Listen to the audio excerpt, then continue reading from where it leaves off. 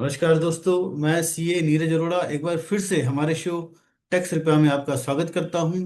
आज हम बात करेंगे section 9 of income tax bill 2025 की, जो डील करता है इनकम डीम टू एक्रू और अराइज इन इंडिया। जी हाँ, एट प्रेजेंट जो हमारा इनकम टैक्स एक्ट 1961 चल रहा है, उसमें भी सेक्शन 9 है। एक और सेक्शन है सेक्शन 9A, जो हमारा डील करता है activities which does not constitute business connection in India. तो एट प्रेजेंट जो हमारा सेक्शन 9 है और 9A, इन दोनों को क्लब कर दिया गया है सेक्शन 9 में, जो इनकम टैक्स बिल 2025 में डील करता है। जी हाँ, तो आइए हम सबसे पहले सेक्शन 9 को ओवरऑल समझेंगे कि सेक्शन 9 ओवरऑल है क्या।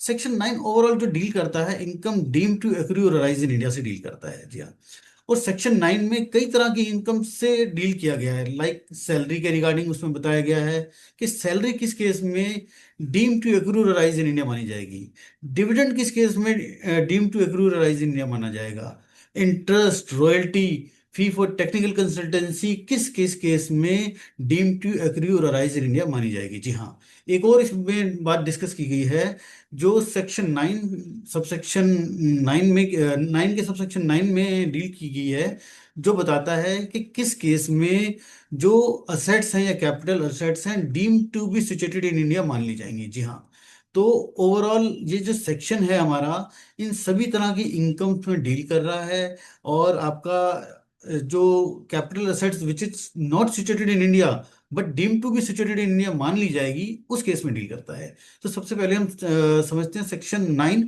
सबसेक्शन 1 में वहां पर क्या कहा उन्होंने, कि जितनी भी तरह की इनकम है आपकी जो deem to accrue rise in India है, shall be the incomes mention in section 9 subsection 2, वहां से लेके 9 सबसेक्शन 10 तक। तो सबसेक्शन 2 से 10 तक जितने भी इनकम्स हैं, वो हमारी income deem to accrue rise in India है। जी हाँ, उसके बाद सेक्शन 9 सबसेक्शन 2 में इन्होंने क्या कहा कि एनी इनकम अक्यूरिंग और अराइजिंग डायरेक्टली और इनडायरेक्टली थ्रू और फ्रॉम। तो ये जो थ्री थ्रू और फ्रॉम है, इसको हम समझेंगे कि ये बहुत इंपॉर्टेंट है यहाँ पर। तो उन्होंने चार क्लोज यहाँ पर डाले, ABCD। ए में कहा कि एनी इनकम अक्यूर और अराइजिंग डायरेक्टली इनडायरेक्टली थ्रू और फ्रॉम एनी असेट्स और source of assets in India. एक तो कोई भी इनकम जो है, चाहे वो डायरेक्टली इनडायरेक्टली थ्रू और फ्रॉम एक्रू और अराइज हुई हो, किससे, एनी असेट्स और सोर्स ऑफ इनकम से। दूसरा कहा एनी प्रॉपर्टी इन इंडिया, कोई भी इनकम जो एक्रू और राइज हुई हो directly indirectly from any property in India. तीसरा जो उन्होंने मोस्ट इंपॉर्टेंट बात कही, कि any income accrue or arising directly indirectly through or from any business connection in India। जी हाँ, ये बिजनेस कनेक्शन क्या है, ये बिजनेस कनेक्शन बहुत इंपॉर्टेंट है। बिजनेस कनेक्शन जो है हमारा डील करता है सेक्शन 9 सब सेक्शन 8 में, जो हम एट प्रेजेंट जो सेक्शन 9 कर रहे हैं। और जो the transfer of capital asset situated in India, एक बात और कही डी क्लॉज में जो डी बात कही है, ये इन्होंने एक्सप्लेन किया है सेक्शन 9 सब सेक्शन 9 में, जहां पर बताया कि किस केस में हमारी जो कैपिटल एसेट्स हैं deem to be situated India मान ली जाएंगी। फिर एक सेक्शन 9 सबसेक्शन 13 है, जो रिलेट करता है हमारा सेक्शन 9 सबसेक्शन 2 से, जो एक्सप्लेन करता है, जो क्या एक्सप्लेन करता है, कह रहा है जो आपका जो वर्ड है ना यहाँ पर, ये थ्रू और फ्रॉम, एक्सप्रेशन थ्रू और फ्रॉम, ठीक है, थ्रू में जो है आपका क्या क्या इंक्लूड होगा, shall mean and include, by means of, in consequences of, by reason of. तो ये तीन वर्ड्स आप आपके जो थ्रू वर्ड है उसमें और ऐड कर दीजिएगा। जी हाँ, जो थ्रू वर्ड को आप इन तीन वर्ड्स के साथ और ऐड करके पढ़ेंगे। फिर सेक्शन 9 सबसेक्शन 3 में क्या कहा, कि any income falling under the head salary. जी हाँ, salary if it is payable, अगर ये पेबल है by the reason of number 1 clause A में कहा, for services rendered in India, for rest period और leave period which is preceded and succeeded by the services rendered in India and forms part of the service contract of employment.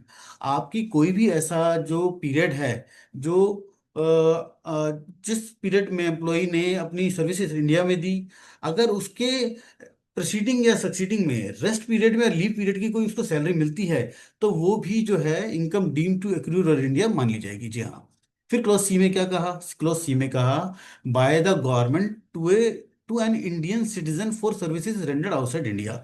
कोई भी citizen जो हमारा बाहर, हमारा जो है India से बाहर गवर्नमेंट को सर्विसेज अपनी दे रहा है एज ए एम्प्लॉई, तो वो भी इनकम जो है deem to accrue rise in India मान ली जाएगी। जी हाँ। उसके बाद सेक्शन 9 सबसेक्शन 4 में क्या कहा, जो डील करता है डिविडेंड से, कि any dividend paid by an Indian company outside India, हमारी इंडिया की कोई भी कंपनी जो डिविडेंड पे करेगी आउटसाइड इंडिया, वो भी हमारा इनकम डीम टू एक्रू और राइज इंडिया मान लिया जाएगा। तो ये हमारा सेक्शन 9(2) से लेके 9(4) तक हमारा चार, हमने उन्हें उन्होंने हमें बताया कि कौन कौन सी इनकम है जो रिलेट करती हैं हमारी इंडिया में, जो हम मान लेंगे कि ये आपकी income deem to accrue rise India मानी जाएगी। सिमिलरली सैलरी के केस में बताया, सिमिलरली डिविडेंड केस बताया। अब उसके बाद सेक्शन 9 सबसेक्शन 5 है जो डील करता है आपका इंटरेस्ट के केस में। तो इंटरेस्ट के केस में क्या कहा कि इंटरेस्ट के केस में कब ये deem to accrue rise India माना जाएगा, आइए समझते हैं। इंटरेस्ट के केस में कहा कि इंटरेस्ट पेबल बाय गवर्नमेंट, अगर गवर्नमेंट कोई भी इंटरेस्ट पे कर रही है तो हमेशा, चाहे वो किसी को भी पे कर रही है, रेजिडेंट को, नॉन रेजिडेंट को, किसी को भी, तो हमेशा वो deem to accrue rise in India माना जाएगा। अगर कोई रेजिडेंट इंटरेस्ट पे कर रहा है किस, तो वो हमेशा deem to accrue rise in India मान ली जाएगा, एक्सेप्ट किस केस में नहीं माना जाएगा, in respect of any debt incurred और money borrowed and used for number 1 a business और profession carried on by that resident person outside India. अगर वो रेजिडेंट जो इंडिया में है, कहीं बाहर कोई अपना बिजनेस कर रहा है और उसने उसके लिए कोई इंटरेस्ट पे पैसा उधार लिया है और यूज किया है, तो उस केस में जो इंटरेस्ट वो पे करेगा पेई को, वो यहाँ पे टैक्सेबल नहीं होगा। फिर दूसरी कंडीशन बोली, मेकिंग और earning any income from any source outside India. किसी और सोर्स की इनकम को अर्न करने के लिए भी वो रेजिडेंट किसी को इंटरेस्ट पे कर रहा है आउटसाइड इंडिया में, तो वो भी इस केस में यहाँ पर टैक्सेबल नहीं होगा इंडिया में। फिर एक बात और बनी नॉन रेजिडेंट के केस में।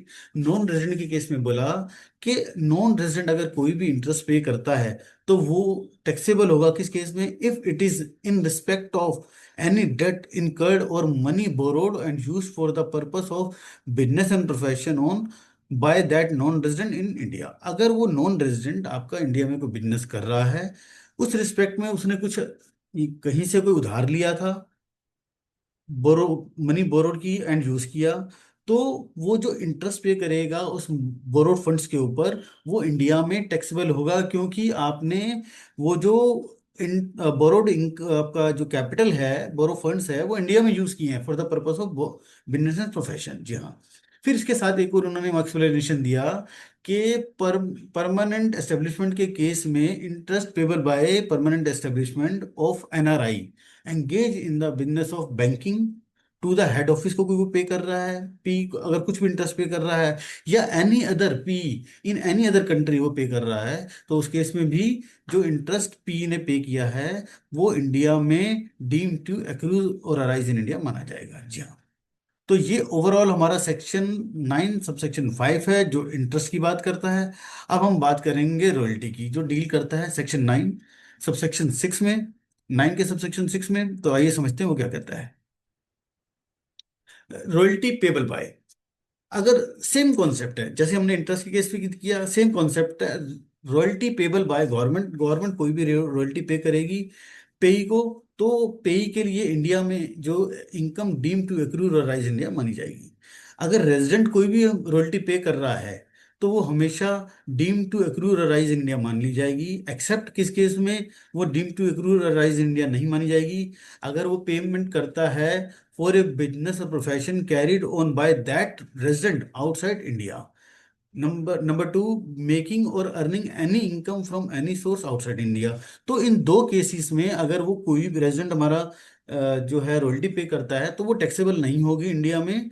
इसका मतलब यह है कि वो income deem to accrue rise India नहीं मानी जाएगी।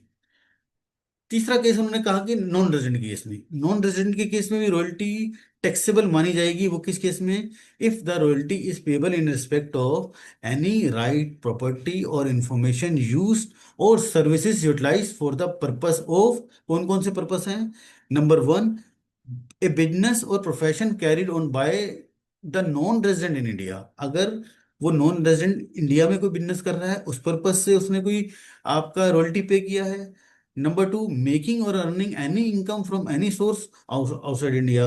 तो इन दो पर्पस के केस में नॉन रेजिडेंट अगर कोई जो रॉयल्टी पे कर रहा है for the purpose of earning any income in India through business and profession, तो उस केस में ये इनकम जो है पेई की इनकम डीम टू एक्रू और अराइज इंडिया मान ली जाएगी। जी हाँ।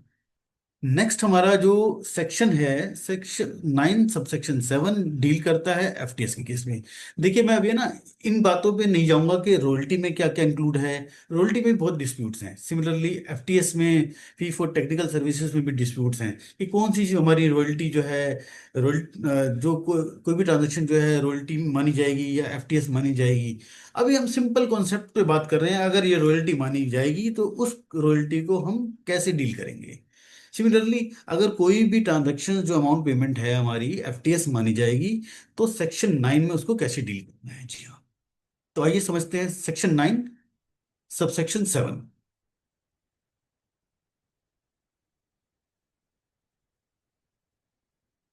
9 सबसेक्शन 7 में क्या कहा कि FTS payable by government, same concept है।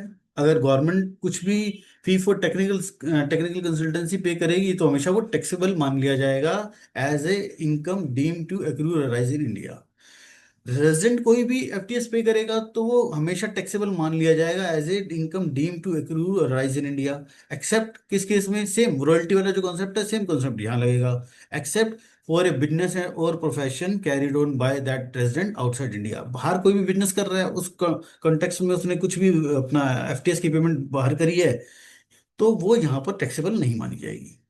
फॉर मेकिंग और earning any income from any source outside India, कुछ और भी इनकम कमाना चाहता है बाहर इंडिया के, तो उस पर्पज से वो एफटीएस पे कर रहा है तो वो इंडिया में टैक्सेबल नहीं मानी जाएगी।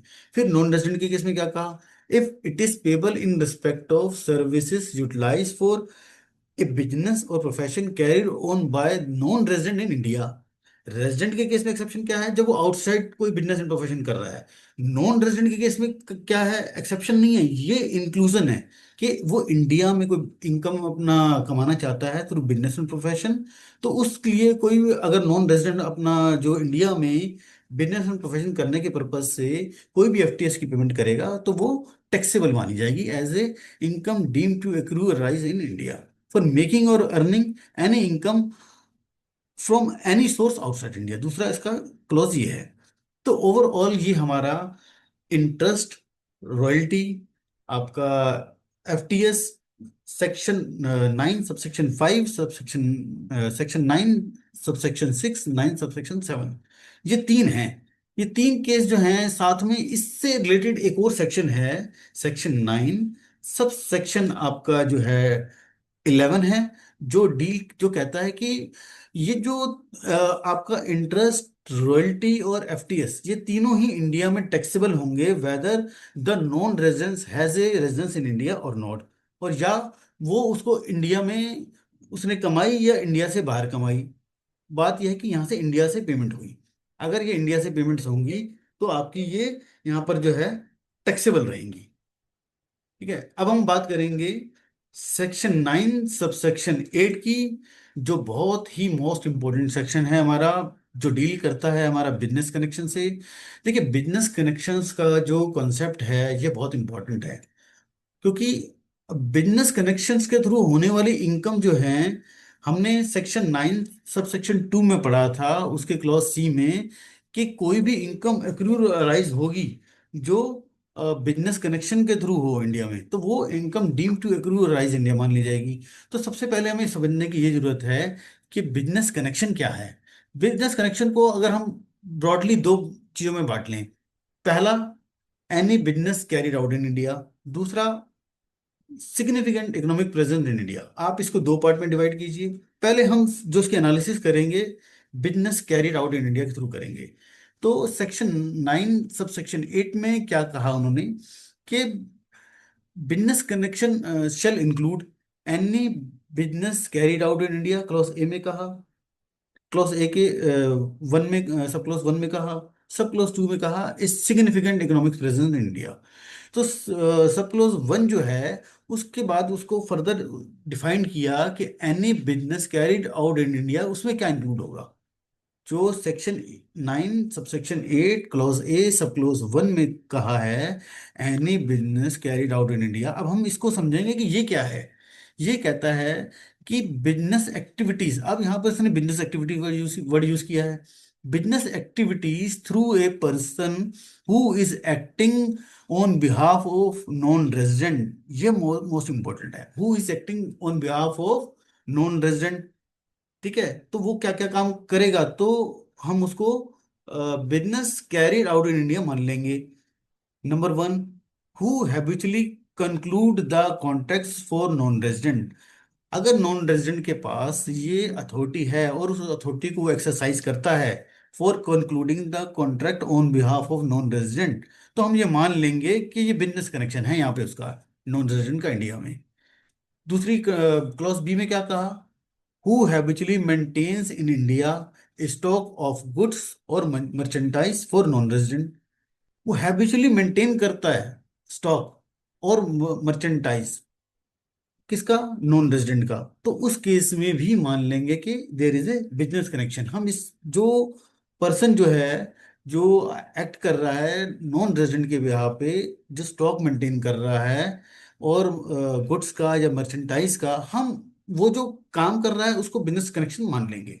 तीसरा उसने क्या कहा, इफ जो आपका पर्सन था नॉन रेजिडेंट के बिहाफ पे एक्ट कर रहा था, वो हैबिचुअली सिक्योर करता है ऑर्डर्स इन इंडिया डायरेक्टली और indirectly through common control for non resident. किसी भी डायरेक्टली या इनडायरेक्टली सोर्स से वो, अगर वो आपका जो नॉन रेजिडेंट के लिए बिजनेस सिक्योर कर रहा है, ऑर्डर सिक्योर कर रहा है, तो भी हम मान लेंगे कि there is a business connection.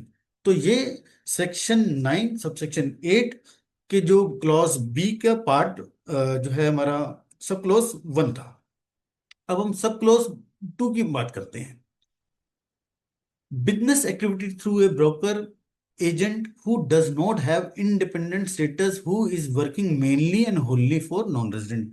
अगर वो जो एजेंट है या आपका ब्रोकर है जिसका अपना कोई इंडिपेंडेंट स्टेटस नहीं है, जो आपका मेनली और होनली फॉर नॉन रेजिडेंट के लिए काम कर रहा है, तो उस केस में भी हम मान लेंगे देर इज ए बिजनेस कनेक्शन। तो अब ये बात तो उसने कह दी कि यहाँ पर ये मान लेंगे कि ये हमारा बिजनेस कनेक्शन है। एक हमारा सेक्शन इसके बाद अभी यहाँ पर स्टार्ट में नहीं आ रहा, वो है section 9 subsection 9 subsection 8 clause C. वो क्या कहता है कि किस केस में हम मानेंगे कि ये बिजनेस एक्टिविटीज जो हैं हमारी बिजनेस कनेक्शन नहीं मानी जाएंगी, वो हम नेक्स्ट चार्ट में आपको बताएंगे। तो उसके बाद एक और, मैंने आपको कहा ना कि स्टार्टिंग में हम मानेंगे कि सेक्शन 9 8 को हमने दो पार्ट में डिवाइड किया। पहला, any business carried out in India, इसके ये हमारे तीन पार्ट हैं, तीन ये ABC। Secondly, significance economic presence India. अब ये क्या है सिग्निफिकेंस इकोनॉमिक प्रेजेंस इंडिया, आइए समझते हैं। transaction in respect of any goods, services or property carried out by such non-resident with any person, जी हाँ, with any person exceeding the amount as may be prescribed। क्योंकि as may be prescribed क्यों लिखा है, अभी ये bill है तो act बनानी है, लेकिन एट प्रेजेंट यहाँ पर जो सिग्निफिकेंस इकोनॉमिक प्रेजेंस के केस में जो गवर्नमेंट ने लिमिट कर रखी है वो है 20 मिलियन, यानी कि 2 करोड़ रुपए। अगर 2 करोड़ से ऊपर का कोई आपका बिजनेस है in respect of goods services और प्रॉपर्टी, तो हम मान लेंगे transaction in respect of any goods services और property carried out by such non resident with any person, किसी भी पर्सन के साथ है 2 करोड़ से ऊपर का, तो हम मान लेंगे कि आपकी यहाँ पर सिग्निफिकेंट इकोनॉमिक प्रेजेंस है आपकी। फिर दूसरा एक और उन्होंने क्लोज डाला, systematic and continuous soliciting of business activities और engaging in interaction with such number of users in India by non resident. आपका सिस्टेमेटिक और कौन से कॉन्टिन्यूस प्रोसेस के थ्रू एक नॉन रेजिडेंट जो है इंटरेक्शन करता रहता है फॉर बिजनेस एक्टिविटी पर्पस के लिए। तो अगर वो exceeding such number as may be prescribed से एक्सीड करता है, तो उस केस में भी हम उसकी सिग्निफिकेंट इकोनॉमिक प्रेजेंट इंडिया मान ले जाएंगे। एट प्रेजेंट जो ये लिमिट है वो 3 लाख की है, कि आपने मान लीजिए कोई नॉन रेजिडेंट है इंडिया में सॉलिसिटिंग कर रहा है अपनी सिस्टमेटिक और कॉन्टिन्यूसली, ठीक है, of business activities, engaging in interaction with such number of users. Users कितने होने चाहिए? 3 लाख से अगर एक्सीड करते हैं तो, अगर वो इंडिया में 3 लाख से ऊपर यूजर से सिस्टमेटिक एंड कॉन्टिन्यूसली सॉलिसिट कर रहा है बिजनेस को, तो उस केस में मान लेंगे उसकी सिग्निफिकेंट इकोनॉमिक प्रेजेंस इंडिया है। जी हाँ। तो ये ओवरऑल हमारा सेक्शन 9 सब सेक्शन 8 हुआ, जो बिजनेस कनेक्शन से डील करता है।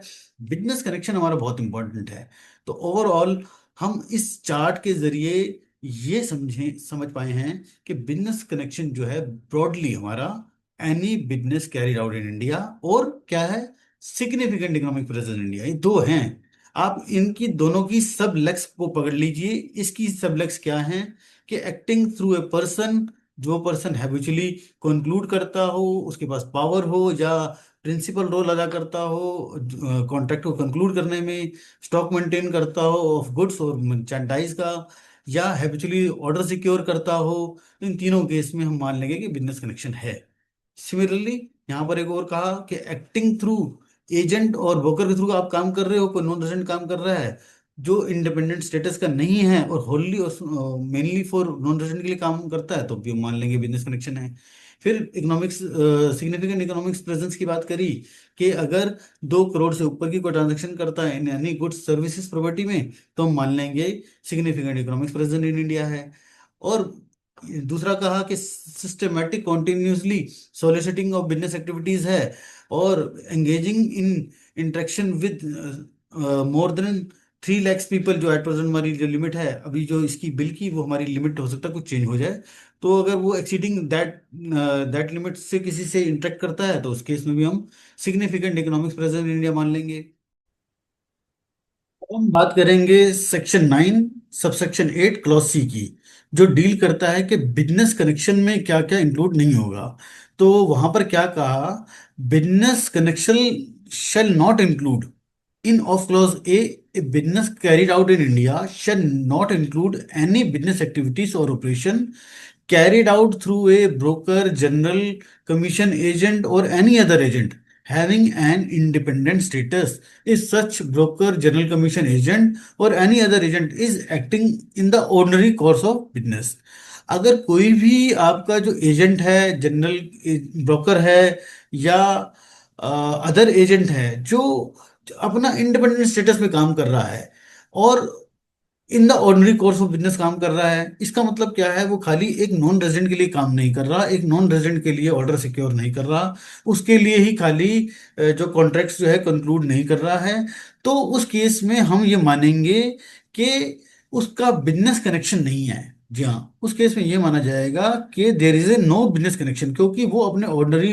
कोर्स में काम कर रहा है और मेनली और होनली नॉन रेजिडेंट के लिए काम नहीं कर रहा है। जैसे हमने सेक्शन 9 सबसेक्शन 8 के क्लॉज जो बी में हमने बात करी थी कि अगर जो आपका एजेंट है या ब्रोकर है इंडिपेंडेंटली जो है काम नहीं कर रहा है और मेनली होनली नॉन रेजिडेंट के लिए काम कर रहा है, तो उस केस में हमने बिजनेस कनेक्शन माना था। लेकिन इस केस में वो नॉन रेजिडेंट के लिए होनली और मेनली उसके लिए काम नहीं कर रहा है और उसका इंडिपेंडेंट स्टेटस है और अपने ऑर्डिनरी कोर्स ऑफ बिजनेस में काम कर रहा है, तो इस केस में हम उसको बिजनेस कनेक्शन नहीं मानेंगे। फिर उन्होंने क्या बोला यहाँ पर, द एक्टिविटीज और operation which are confined to, कौन कौन सी एक्टिविटीज और ऑपरेशंस हैं जो बिजनेस कनेक्शन नहीं मानी जाएंगी, यानी कि बिजनेस कैरिड आउट इंडिया में इंक्लूड नहीं होंगी।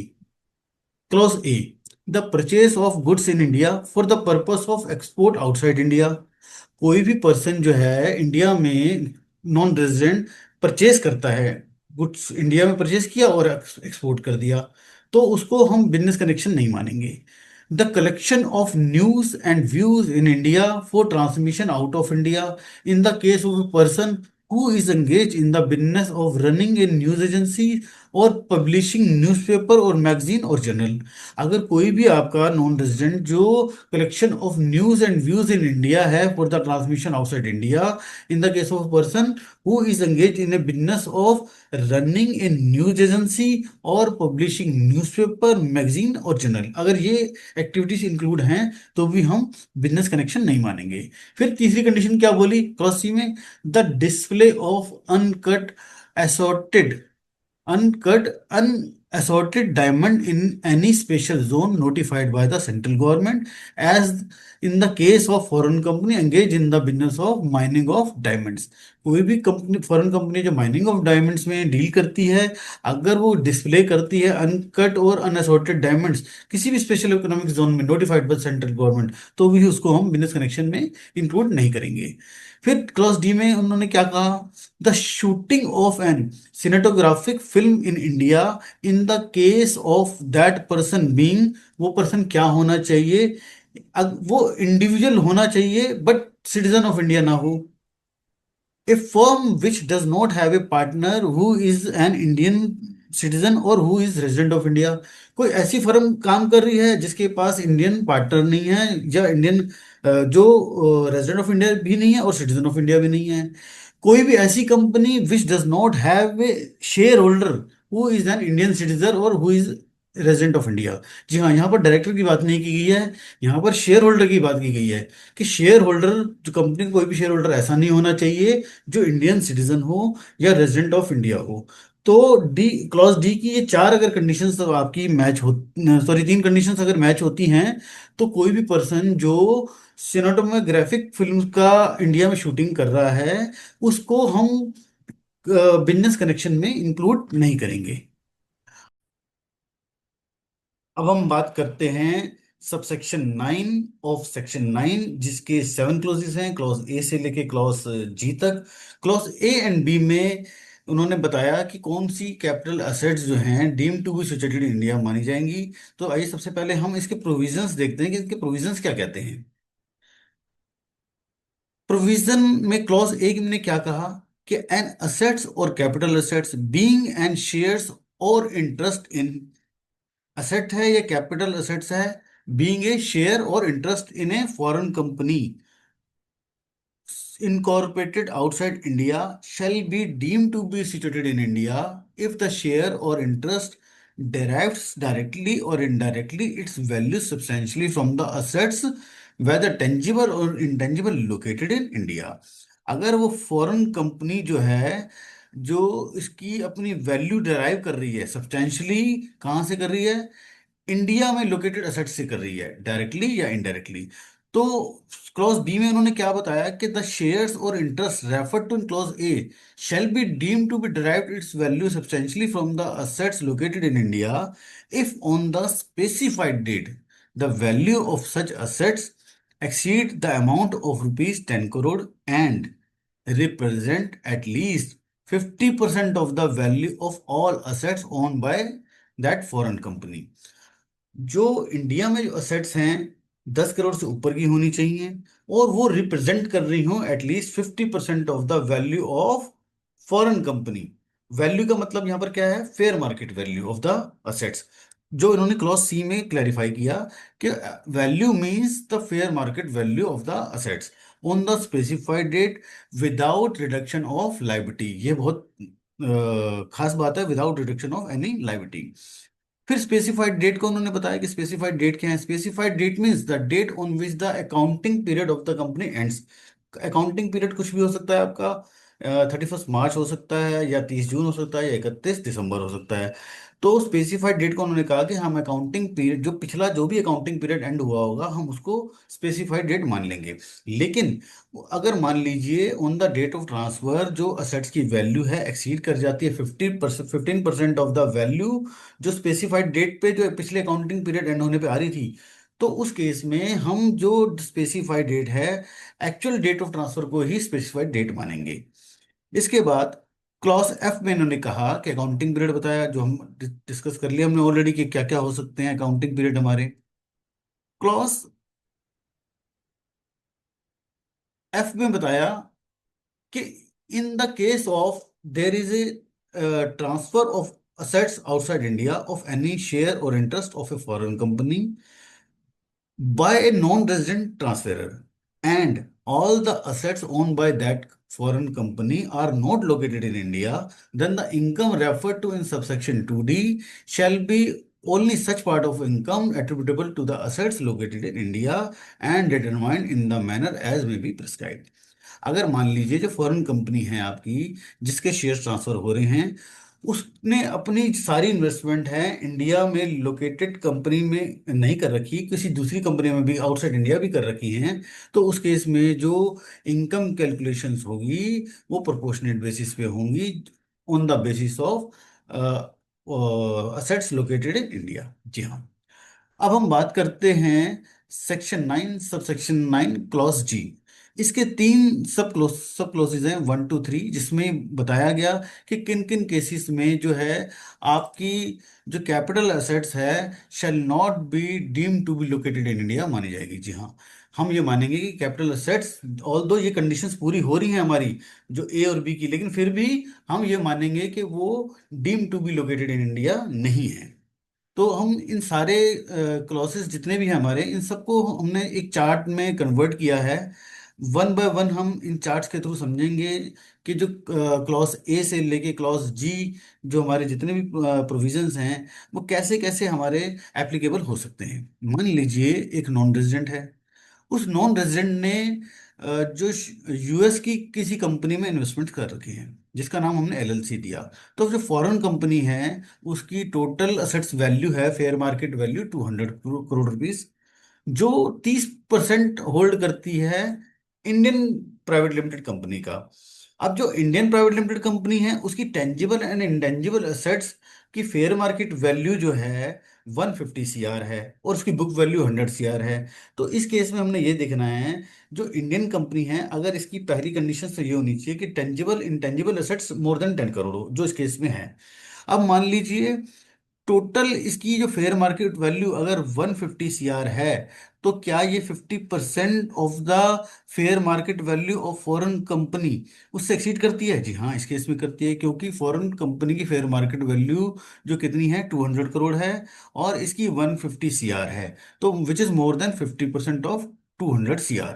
तो इस केस में हम ये मानेंगे कि जो जो जो शेयर्स हैं, जो नॉन रेजिडेंट ने शेयर्स हेल्ड किए थे, deem to be situated in India है, यानी कि capital assets deem to be situated in India मान लिया जाएगा। अब हम ये समझते हैं जो क्लॉज जी में तीन सब क्लॉज की बात की गई, जहां पर उन्होंने कहा कि हम इन तीन केसेस में ये मानेंगे कि capital asset shall not be deem to be located in India मानी जाएगी। जी हाँ, तो आइए समझते हैं वो क्या है। क्लॉज वन में कहा, इफ सच शेयर और इंटरेस्ट, सच शेयर इंटरेस्ट का क्या मतलब है? जो फॉरेन कंपनी के जो शेयर्स हैं held by a non-resident by the way of investment directly और indirectly, अगर वो जो नॉन रेजिडेंट है उसने जो शेयर्स में इन्वेस्टमेंट की है किसके थ्रू की है? फॉरेन पोर्टफोलियो इन्वेस्टर के थ्रू की है, जो कैटेगरी 1 और 2 के हो सकते हैं। तो उस केसेस में हम उसको, जो उसके शेयर्स हैं, shall not be deem to be located India मानेंगे। जी, सिमिलरली अब हम बात करेंगे क्लॉज जी के सब क्लॉज 2 की, जहां पर उन्होंने कहा कि इफ सच कंपनी और entity directly owns the asset situated in India and the transferer whether individually और along with its associate enterprises at any time in the 12 months preceding the date of transfer does not hold the right of management or control in relation to such company or the entity। यहाँ पर ट्रांसफेयर कौन है? ट्रांसफेयर जो है हमारा non resident है। जो अगर ये जो नॉन रेजिडेंट ट्रांसफेयर है does not hold the right of the management and control in the relation to such company और entity in the preceding 12 months and does not hold voting power और share capital और interest exceeding 5% of the total voting power और total share capital total interest of the such foreign company, तो in that case हम ये मान लेंगे कि जो शेयर्स हैं आपके, ऑल दो क्लॉज ए और बी की कंडीशन सेटिस्फाई हो रही हैं, but it shall not be deem to be located in India. जी हाँ, ये हम मान लेंगे। अब हम नेक्स्ट क्लॉज थर्ड की बात करते हैं। क्लॉज जी के सब क्लोज 3 में उन्होंने क्या कहा कि मान लीजिए इफ सच कंपनी और entity indirectly owns the asset situated in India and the transferor whether individually or along with its associate enterprises at any time in the 12 months preceding the date of transfer does not hold the right of management or control in relation to such company or the entity जो पहले भी पिछले clause में भी same condition थी does not hold any right or in relation to such company or entity which would entitle it to right of management or control in the company or entity which directly owns the assets situated in India and does not hold such percentage of voting power or share capital or interest in such company or entity which result in holding of either individually or along with its associated enterprises a voting power or share capital or interest exceeding 5% of the total voting power or total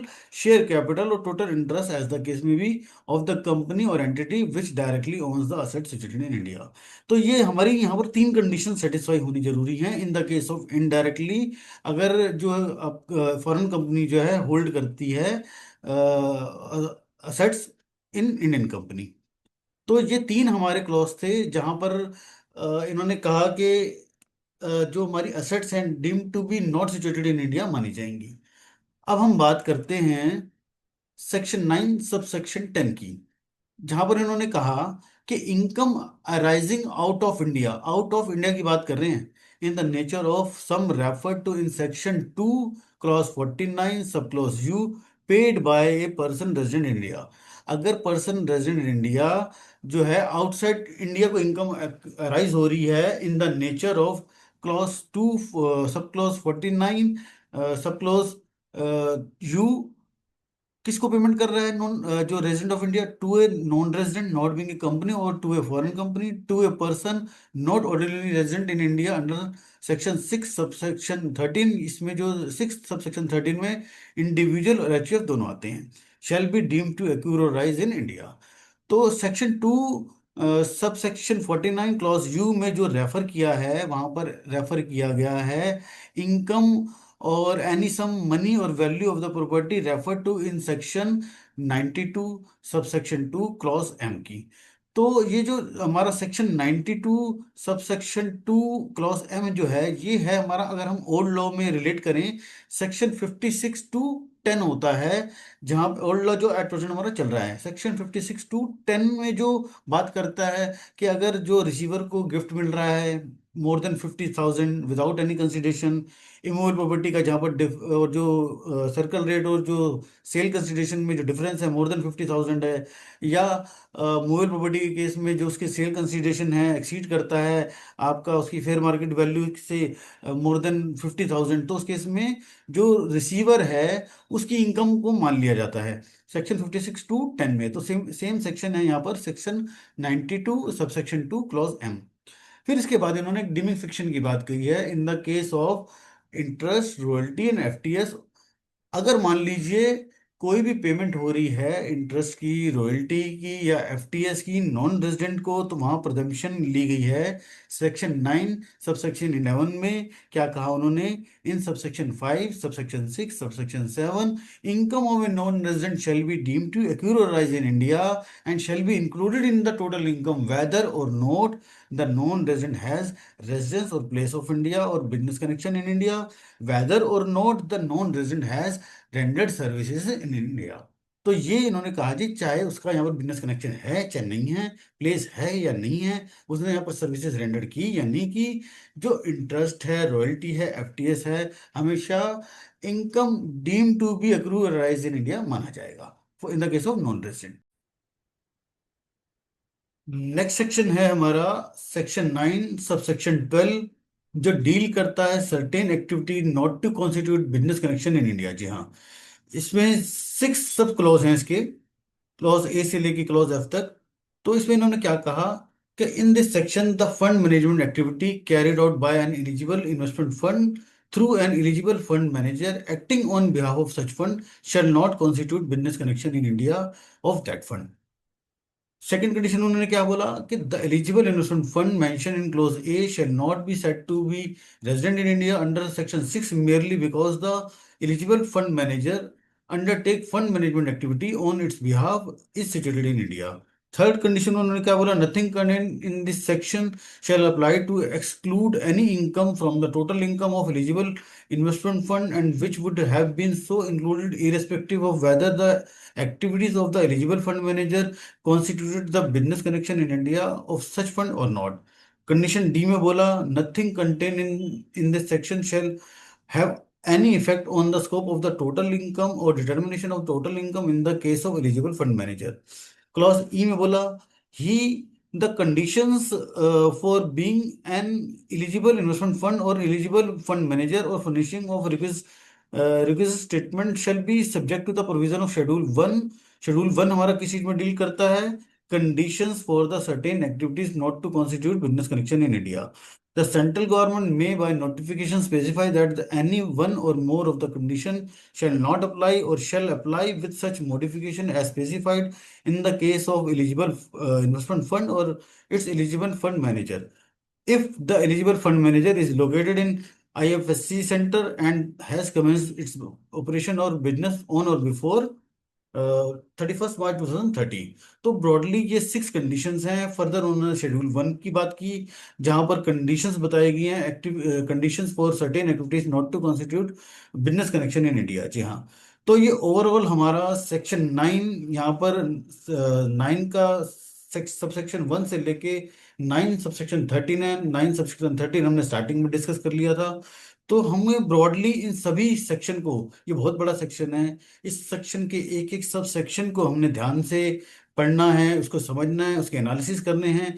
तभी हम जो पूरे income tax में जो non resident का खासकर जो taxability है वो हम समझ पाएंगे. आई होप ये वीडियो आपको अच्छा लगा होगा. अगर आपको ये वीडियो अच्छा लगे तो कृपया इसको शेयर कीजिए, लाइक कीजिए, सब्सक्राइब कीजिए. Thank you very much. Thank you. नमस्कार.